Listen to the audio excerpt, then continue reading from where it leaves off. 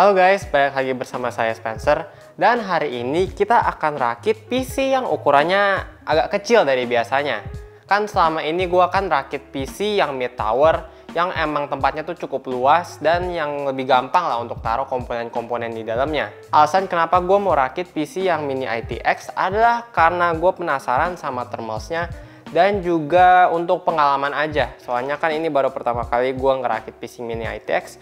Jadi ya for fun juga sih. Oke, mari kita lihat barang-barang apa aja yang gua pakai di sini. Mulai dari sini kita ada power supply dari Cooler Master yang W650 SFX dengan rating 80 plus gold.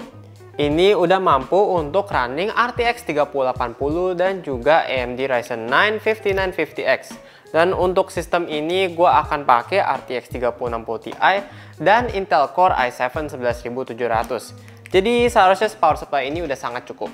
Untuk cooling gue ada dapat bonus dari CPU. Jadi kalau misalnya kalian beli tray seperti kayak gini, kalian akan dapat bonus CPU cooler. Ini adalah Jonsbo CR1200. Gue nggak terlalu tahu apakah cooler ini bagus atau enggak, tapi seharusnya kalau dipaketin berarti seharusnya udah mampu untuk cooling CPU-nya. Next untuk CPU-nya gue udah milih i7 11700. Kenapa gue milih ini?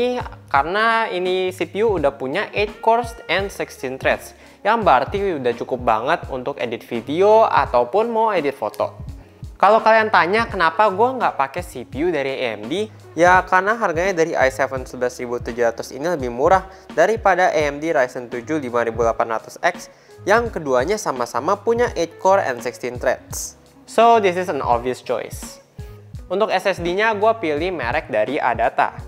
Jadi ini adalah SX6000 Pro M.2 NVMe SSD dengan kapasitas 1TB. Untuk memorinya gue pakai Dominator Platinum 16GB dual channel dengan frekuensi yang dapat di overclock ke 3600 MHz. Jadi sebenarnya RAM ini punya RGB, tapi sayangnya case ini nggak punya tempered glass, jadi bakal tertutup kayak gini. Untuk motherboardnya, gue milih B560M ITX dari ASRock. Motherboard ini udah support Intel generasi 10 dan juga generasi 11. And finally casingnya. The whole reason kenapa build ini berbeda dari yang biasanya. Ini adalah Cooler Master NR200. Setelah gue research banyak soal casing ITX ini adalah one of the best ITX case. Dan terakhir untuk VGA-nya, gue pakai VGA gue dari PC gue yang lama. Ini adalah RTX 3060 Ti Eagle dari Gigabyte. Oke, tanpa berlama-lama lagi, mari kita mulai rakit aja.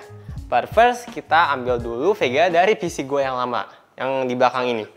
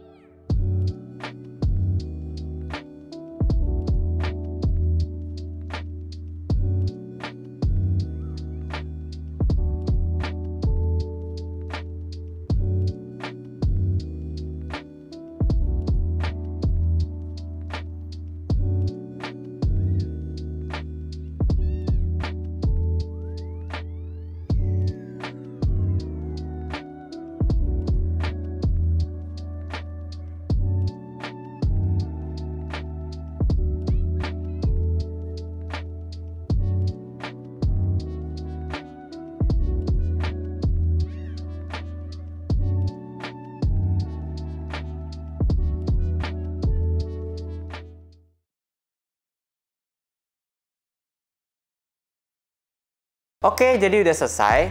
Unexpectedly, ternyata PC ini butuh waktu yang nggak terlalu lama dari biasanya. Walaupun ini build form factor kecil, tapi it was pretty easy to build around it. Jadi sebelum kita lanjutin ngobrolin PC-nya, let's first roll the montage.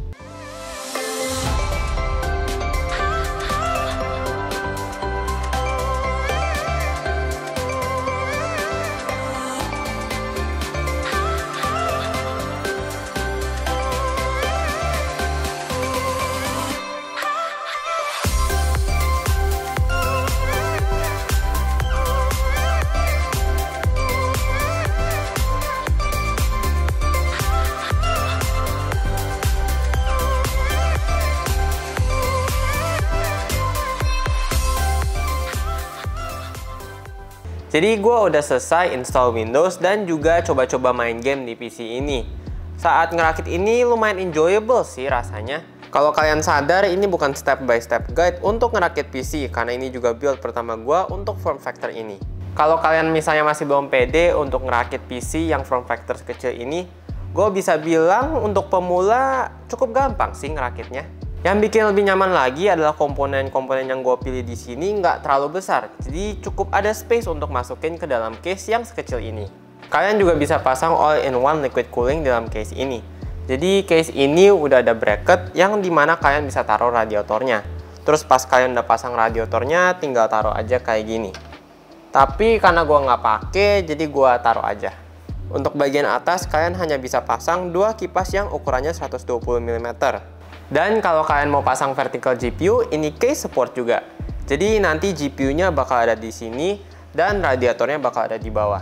Ngomongin cable management, gue udah berusaha sebisa mungkin untuk manage kabelnya hingga serapi mungkin. Dan hasilnya jadi kayak gini.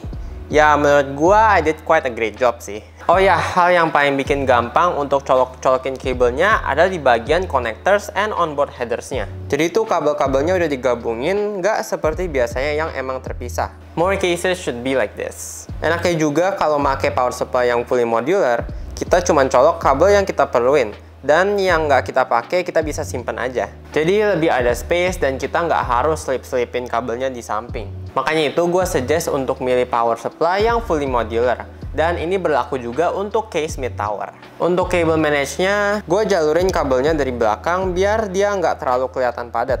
Tapi kalau misalnya mau arahin kabelnya dari belakang semua, takutnya kalian nggak bisa nutupin covernya. Soalnya tutupnya nggak pakai baut. Tapi bagusnya, casing ini punya opsi untuk dibautin kalau kalian mau.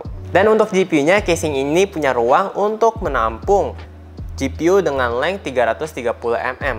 Dan untuk GPU gue yang sekarang ini hanya di 242 mm. Kalau mau pakai VGA yang triple fan, menurut gue ini masih bisa nampung sih, tapi ukur aja just to make sure. Di bagian bawah ini juga ada tempat untuk taruh dua kipas yang akan membantu untuk mendinginkan GPU-nya. Untuk mendapat aliran yang bagus, emang bagusnya sih punya dua kipas intake di bawah dan 2 atau 3 kipas exhaust di atas. Biar alirannya itu dari bawah, masuk, dan keluar dari atas. Tapi it's optional, jadi kalau misalnya kalian mau kayak gua aja, biar bisa hemat, ya nggak apa-apa juga sih. Untuk bagian yang di atas ini, kalian bisa pasang 2 kipas 120 mm. Dan pasangnya itu tanpa baut, jadi kalian simply tinggal tekan aja. Gua udah ada 2 exhaust, yang satu di atas dan satu lagi di belakang. Yang paling awal gue pengen tes dari build ini adalah suhunya. Soalnya kan ini form factor kecil, jadi sirkulasi udaranya takutnya itu kurang. Tapi ternyata pas gua tes, ternyata suhunya cukup adem. So what I can say is that the thermals di dalam case ini udah sangat baik. Tapi ini kan gue punya 2 exhaust fans. Kalau misalnya nggak punya fan sama sekali dalam case ini, dugaan gue akan lebih panas sih temperaturnya. Kalau saran gue sih setidaknya ada 1 fan exhaust, antara di belakang atau di atas. Biar setidaknya ada angin panas yang bisa dikeluarin dari dalam case ini. Jadi ini adalah suara PC-nya pas lagi idle dan heavy load.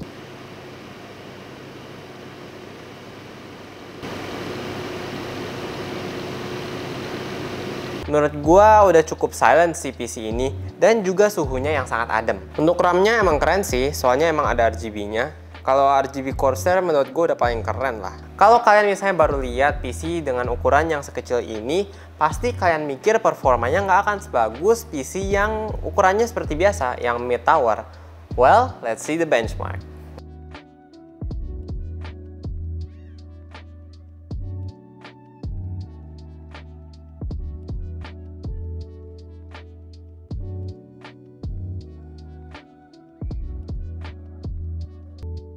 Jadi PC ini udah kuat banget, walaupun case-nya kecil tapi yang penting isinya yang di dalam.